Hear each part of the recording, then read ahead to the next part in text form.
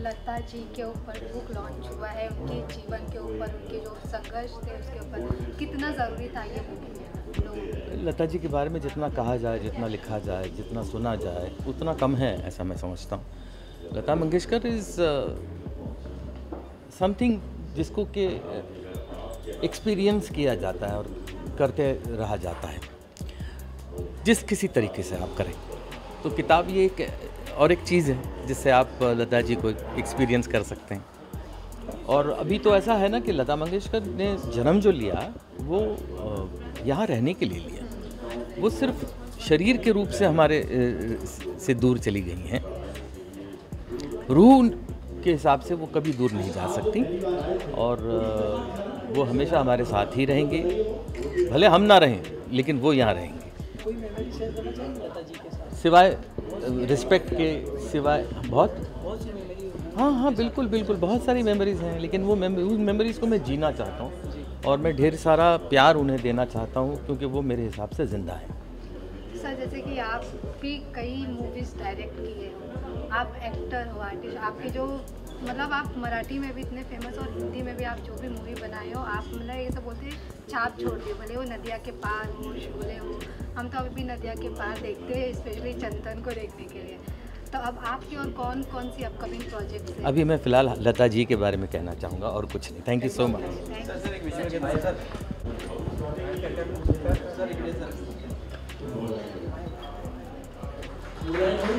एक minute sir,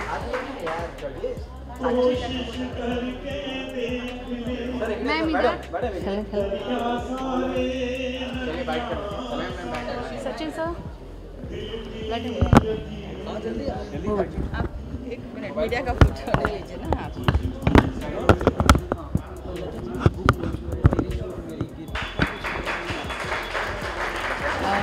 बहुत खुश हूँ यहाँ आके आज, क्योंकि हम सब के लिए बहुत मतलब लेजेंडरी हमारी नज़रों में रही हैं और हम सब का फिल्मी करियर उनके साथ शुरू भी हुआ है और we are blessed and lucky कि हमारी फिल्मों में उन्होंने गाया।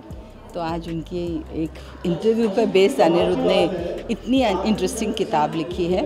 सो I am very happy to be here and I wish Anirudh all the best. And बहुत लकी हैं वो कि उन्होंने उनकी बहुत इनसाइड स्टोरीज, दिल की बातें बहुत सारी शेयर की। और मुझे लगता है जो हमारी फिल्में सालों साल तक उनको हमारी फिल्म इंडस्ट्री के लिए इमॉर्टल हैं, याद रखेंगे और कभी हमारी लाइफ से दूर जा ही नहीं सकती। वो फिज़िकली यहाँ नहीं है बट हमारी ज़िंदगी में रहेंगी, हमेशा रहेंगी।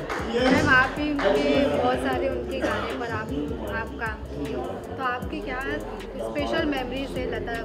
देखिए, एक एक गाना उन्होंने हमें गिफ्ट दिया है मुझे लगता है, क्योंकि आज तक जहाँ मैं जाती हूँ लोग नूरी का गाना बजाते हैं, आजा रे, या कापुची कापुची बजाते हैं। तो कितनी मेरी फिल्मों के गाने हैं जो उन्होंने मुझे गिफ्ट दिए हैं, मैं कहूँगी, with different music directors and Khayyam साहब के साथ, लक्ष्मी जी के साथ, इनके साथ, आर.डी. बर्मन जी के साथ।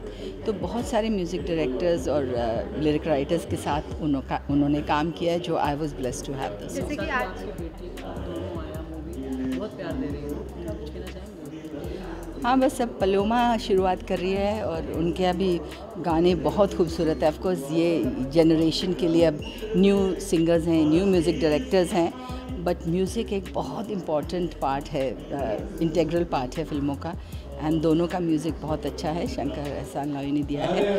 और मुझे लगता है कि अग लग दी जो अभी नई शादी और नवरात्रि का सीज़न है वहाँ बजना चाहिए, बहुत अच्छा गाना है।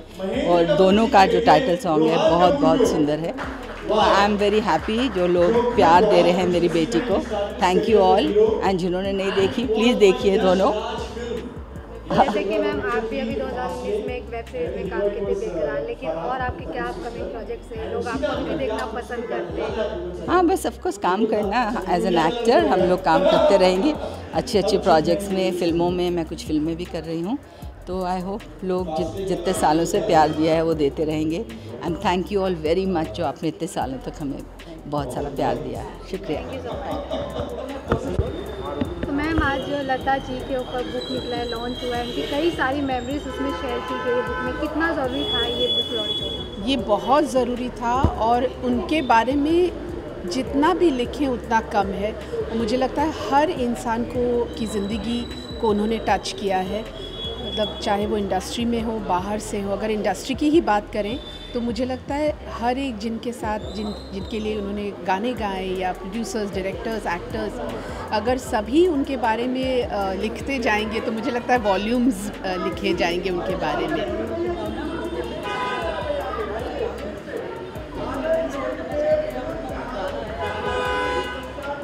मेरे तो दिल के करीब बहुत सारे गाने हैं, जैसे ये गलियां, ये चौबारा, मेरी किस्मत में तू नहीं, शायद हमरा ही मेरे हम, तुमसे मिलकर ना जाने क्यों, जितना बोलो उतना कम है। बहुत ढेरों गाने उन्होंने मेरे लिए गाए, तो बहुत सारी मेमोरीज़ हैं। जैसे कि मैम मेरे घर में मैम जैसे कि आप मजाक करें, एक्चुअली मेरी बुआ लगती हैं वो जी। जैसे कि आप भी सिंगर है, लता जी भी बहुत महान सिंगर है, तो आज की जनरेशन के लिए ये कितना ज़रूरी है कि उन्हें लोगों के बारे में पता चले, जैसे लता मंगेशकर जी हो गए और बहुत सारे जो पुराने सिंगर्स हैं उनके बारे में, क्योंकि आज का जो म्यूज़िक फॉर्म है वो काफ़ी चेंज हो गया। नहीं, पर जितने भी म्यूज़िक डायरेक्टर्स हैं या जो भी अभी जो नई पीढ़ी आ रही है, सब जानते हैं उनके बारे में। मैं सिर्फ ये कहूँगी कि अगली जो पीढ़ी है वो हमारी तरह खुशकिस्मत नहीं रहेगी, जिनके लिए जो ये आवाज़ें मिली है, चाहे वो लता जी हों, आशा जी हों, तो मैं अपने आप को बहुत खुशकिस्मत समझती हूँ। स्पेशली जैसे कि आपने गलियां ये चौबारा बोला, वो पर्सनली मेरा भी फेवरेट है। उसमें जो आपकी एक्टिंग थी या फिर वो सॉन्ग था वो बहुत कनेक्टेड करता है, हम लड़कियों से भी कनेक्टेड करता है, और जो आपका उसमें परफॉर्मेंस था वो बहुत पसंद आता है। Thank you. और ये इस गाने को लेकर मैं एक बात कहना चाहूँगी कि हाल ही में मेरे बेटे ने धमाका रिकॉर्ड्स एक शुरू किया है, तो उसमें यही गाना हमने रिक्रिएट किया है, और इसका ग्रीन सिग्नल मतलब दीदी आत्या ने दिया है। लता जी ने बात की म्यूज़िक कंपनी से, वरना आपको मतलब आप रिक्रिएट नहीं कर सकते गाने, है ना। तो दीदी आत्या ने, लता जी ने बात की और ये गाना हम कर पाए, तो ये एक मेरे लिए बहुत बड़ी बात है। वो आपको कितना अच्छा लगता है कि जो ये काफ़ी पुराना सॉन्ग है, आज के जनरेशन में भी उसको इतना प्यार मिल रहा है कि उसको आप रिक्रिएट किए, और रिक्रिएट करने के बाद भी उसको भी इतना प्यार मिल रहा है। बहुत अच्छा लग रहा है। और मतलब मैं कहूँगी कि जितनी भी शादियाँ यहाँ मतलब इंडियंस, हिंदुस्तान में बाहर जितने भी NRIs हैं, ये गाना तो बजता ही बजता है। और आज तक मुझे इस गाने को लेकर ढेर सारी रील्स मिलती हैं इंस्टाग्राम पर, बहुत सारे बच्चे मुझे टैग करते हैं, लेडीज़ टैग करती हैं, तो बहुत अच्छा लगता है। बात करें जैसे आपने टीवी भी डेब्यू कर लिया है, आपने वेब सीरीज में भी नजर आए थे, और आपकी क्या क्या अपकमिंग प्रोजेक्ट्स है, लोग और कहाँ पद्मिनी कोल्हापुर अभी ऑफ कोर्स अभी स्क्रिप्ट्स पढ़ रही हूँ। एक्टिंग तो है ही मेरा पहला प्यार, और उसके बराबर मैं कहूँगी सिंगिंग है, तो गाने की तरफ भी थोड़ा सा मेरा रुख बदल रहा है। Thank you so much. कुछ तो कह दिया स्टेज पे कि बचपन से लता जी, लता दीदी लोग बोलते हैं, लेकिन हम लोग का परिवार मतलब 2 भाई 2 बहन, हम लोग उनको लता आंटी बोलते थे, हमेशा बोले, क्योंकि पापा हमारे जो संगीतकार चित्रगुप्त जी थे, 200 फिल्में की, और लता आंटी से कम 300 गाने अप्रॉक्सीमेटली गवाए, तो घर का रिलेशन था एकदम, बिल्कुल ही घर का। तो हम लोग 5-6 साल के थे, 4-5 साल के, तब से उनको देख के उनके ही सामने पैदा हुए, उनके सामने बड़े हुए, इसलिए लता आंटी कह के पुकारते थे और पुकारते रहेंगे। और ये कहना चाहूँगा कि जब मेरा जन्म हुआ तो उन्होंने पापा से कहा, चित्रगुप्त जी से, कि अब की बार नाम मैं रखूँगी। तो नामकरण के लिए जैसे बुआ नाम रखती हैं, कान में धीरे से विस्पर करती हैं, तो वो नाम के लिए वो आई, नामकरण के लिए आई फंक्शन पर, और कान में विस्पर की कि इसका नाम मिलिंद माधव। हाँ, तो मेरा नाम उन्होंने रखा। ये मेरे लिए मतलब इससे बढ़कर बात तो कुछ नहीं है मेरे लाइफ में। और उन्होंने कहा पापा चित्रगुप्त जी से कि नाम मैं ऐसा रख रही हूँ कि अगर इन लोग आगे जाके संगीतकार बने तो आनंद मिलन जोड़ी सुनने में बहुत अच्छी लगेगी। राइम होता है आनंद मिलन। और एक और चीज़ जो मैंने स्टेज पे कहा कि वो सबसे ज़्यादा लंच हमारे यहाँ खाना खाए, क्योंकि वो पैडर रोड में रहती थी, हम लोग का घर और म्यूज़िक रूम खार में था। महबूब स्टूडियो में आती थी बैंड्रा में रिकॉर्ड करने, लक्ष्मी प्यारे वगैरह अलग अलग संगीतकारों के गाने। तो सुबह फ़ोन कर देती थी मेरी मम्मी को कि आज खाना आपके यहाँ, और हम लोग स्कूल से लौटते थे तो अच्छी खुशबू आती थी चिकन की। अच्छी खुशबू आती थी, चिकन वगैरह बन रहा है तो हम लोग समझ जाते थे कि लता आंटी आई हैं और आज खाना इधर है। हफ्ते में 3 दिन उनका लंच हमारे यहाँ होता था। लता आंटी खुद, उषा आंटी हमेशा याद करते थे कि सबसे ज़्यादा तुम्हारे यहाँ इन्होंने लंच लिया, खाया।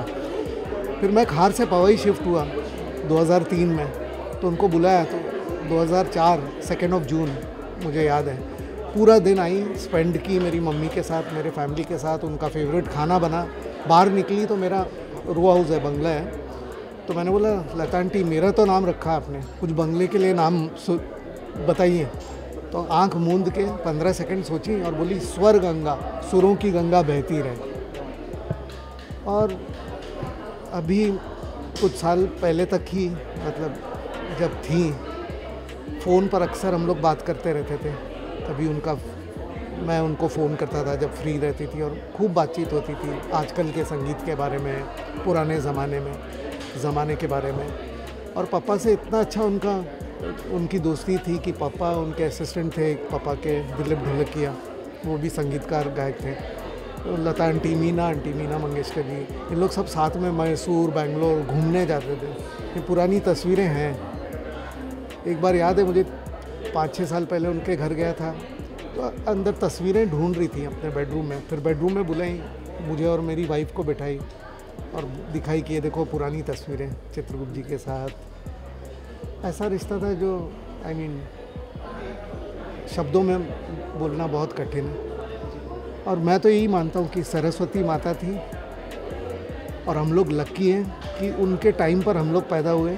हम लोग लकी हैं कि पापा चित्रगुप्त जी इतने करीब थे और इतने गाने गवाए उनसे, और हम लोगों को भी कम से कम 15-20 गाने उनसे गवाने का मौका मिला, इंक्लूडिंग हिट गाने जैसे आकर तेरी बाहों में हर शाम लगे सिंदूरी, जो लता आंटी और SP बालासुब्रमण्यम बालू जी ने गाया। यही कहना चाहूँगा कि लता आंटी वॉज सरस्वती माँ, इज सरस्वती माँ, will always be a Saraswati माँ for us, and there will never ever again be another Lata Mangeshkar. Lata ji को आपका नाम ही रख दिया और लता जी से आप तो उनके आंचल में ही पले बड़े हुए। बिल्कुल सीखने मिला आपको उनसे, लता जी। यही जो लोग बोलते हैं ना परफेक्शन। अभी करीब 8-10 साल पहले गाना मेरा गाई तो उसका सुर बहुत हाई नहीं था, बिकॉज अभी उतने हाई सुर में नहीं गाती थी। तो मैंने उनको रिकॉर्ड करके दिया। रिकॉर्डिंग पे जब आई तो पूरा गाना उनको बाय हार्ट था, शब्द पूरा याद कर ली थी, कागज़ से देख रही थी मगर याद हो गया था शब्द, ट्यून जो है धुन पूरी याद कर ली थी। और जो मेहनत से, मतलब even up till the last I feel कि रिहर्सल पक्का, वर्ड्स याद कर लेना, ट्यून याद कर लेना, ये आर्टिस्ट की खूबी है। मतलब she was devoted to only singing. और आवाज़ का के बारे में तो मैं क्या बोलूँ, मतलब दीवाना है।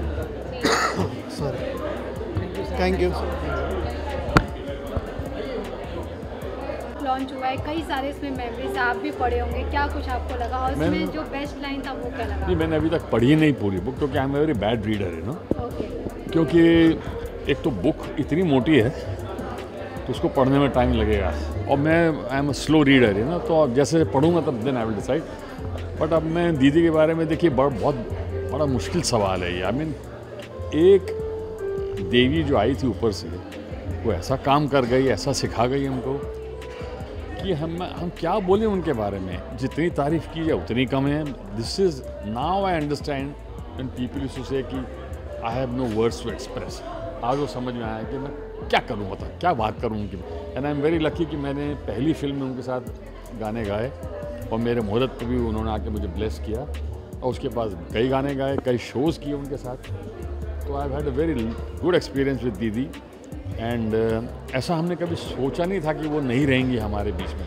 कभी हम ऐसा सोचते ही नहीं थे कि दीदी को कुछ हो सकता है। तो ये अब क्या करें, जो होना था वो तो हुआ। But we are all blessed, India is blessed, the world is blessed कि उन्होंने लता जी जैसे सिंगर को सुना और उनके गाने एंजॉय किए। Thank you. ऐसे ऊपर करके ठीक है, ओके। क्या किसको देखूँ मैं? मैं क्वेश्चन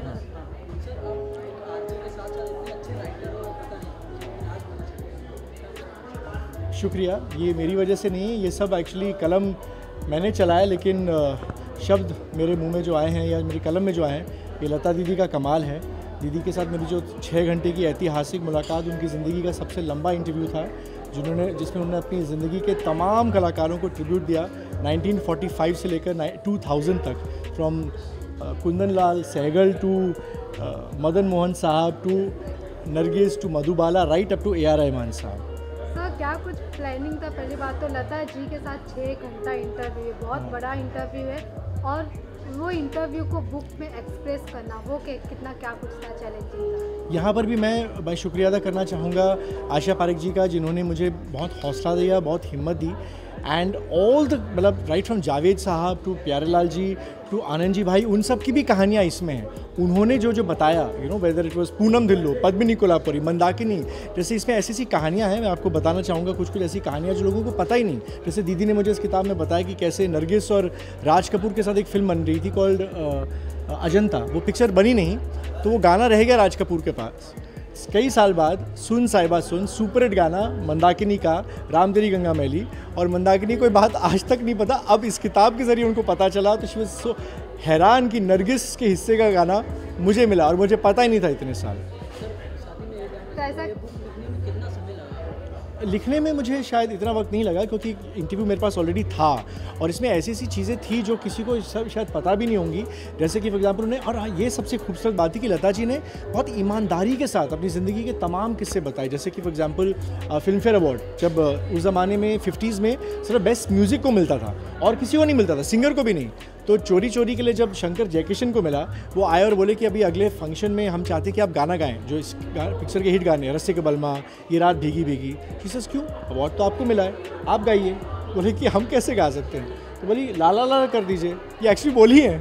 तो बोले वो अपसेट हो गए, बात ऊपर तक पहुंच गई, और उसके बाद अगले साल फिल्म फेयर में बेस्ट सिंगर का अवार्ड की प्रथा शुरू हुई, और पहला अवार्ड मिला दीदी को फॉर मधुमती आजारे। तो ये उनकी बदौलत है। She is even talked about her, उनके कुछ जो तनाव हुआ रफ़ी साहब के साथ बिकॉज ऑफ रॉयल्टीज़। जो देखिए आज हम रॉयल्टीज़ की इतनी बात करते हैं, आज इतना बड़ा मुद्दा है, उस वक्त दूरंदेशी उनके अंदर सोचिए कि उन्होंने कहा कि नहीं, रॉयल्टीज़ हर कलाकार को मिलनी चाहिए। तो रफ़ी साहब ने कहा नहीं बट हमें तो मिलता है पैसा प्रोड्यूसर से। शी सेड नो, हक से मिलना चाहिए। उस वजह से 3 साल तक उन्होंने और रफ़ी साहब ने गाने नहीं गाए। ये भी उन्होंने बताया कि कैसे फिर जूल थीफ, नहीं सॉरी, एस डी बर्मन साहब का कॉन्सर्ट था, उन्होंने रफ़ी साहब और लता जी को स्टेज पे बुलाया, सुलह कराई, और उसके बाद उनका पहला गाना कौन सा था, दिल पुकारे आरे आरे जूल थीफ का। तो ऐसी अनगिनत कहानियाँ हैं उनकी ज़िंदगी की, जो उन्होंने मेरे साथ शेयर की, और मेरे रोंगटे खड़े हो गए ये सोचकर कि ये सब कैसे शेयर किया। बहुत लकी है सर कि आपको ये मौका मिला कि आप लता दीदी के बारे में इतना सारा कुछ लिखे, अनगिनत स्टोरी, कुछ बहुत सारे सीक्रेट सामने आए, बहुत सारी उनकी अच्छी चीज़ें सामने। हाँ, जैसे कि उन्होंने बताया कि कैसे राज कपूर जो उनके इतने करीबी थे, एंड शी सर वो उनको इतनी छूट देते थे कि वो बोलते थे तुम बस गाना है, आलाप आप अपने हिसाब से करो और मैं एडिट कर लूँगा। इतना उनको भरोसा था उनके ऊपर। तो वो आलाप जो था वो म्यूज़िक डायरेक्टर नहीं, लता जी खुद तय करती थी। लेकिन उनके बीच भी अनबन हुई, बिकॉज संगम के गाना था, तो मैं क्या करूँ राम मुझे बुढ़ा मिल गया, तो उनके लिरिक्स उनको पसंद नहीं आए, तो गा दिया उन्होंने उस रिलेशनशिप की वजह से। और उसके बाद न संगम पिक्चर देखी, और उसके बाद जो पिक्चर थी मेरा नाम जोकर, वो भी नहीं किया उनके साथ। तो only Raj Kapoor film she did not do, और फिर बॉबी में फिर से आ गए। दैट वॉज हर बड़ापन। Thank you so much. Thank you so much. ठीक है।